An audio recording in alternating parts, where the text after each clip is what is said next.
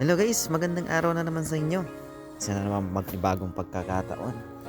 At ito na nga, at dahil matagal tayong hindi nakapag-upload, at ito na ang update natin sa kasalukuyan dito sa Israel.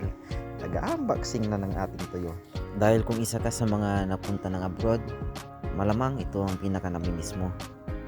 Maalala ko dati, ito'y pinaghahatian lang namin doon sa Pinas nung medyo mahirap-hirap pa yung buhay natin. Pero ngayon, nakakabawi na tayo.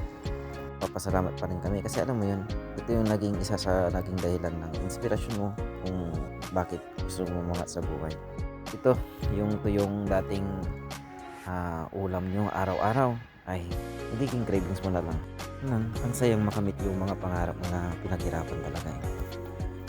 Yung walang mana sa magulang, walang mayamang pamilya, yung purong tiyaga, paghihirap talaga. Yung karanasan ng na mga typical na Pilipino na nangangarap yung umasenso sa buhay.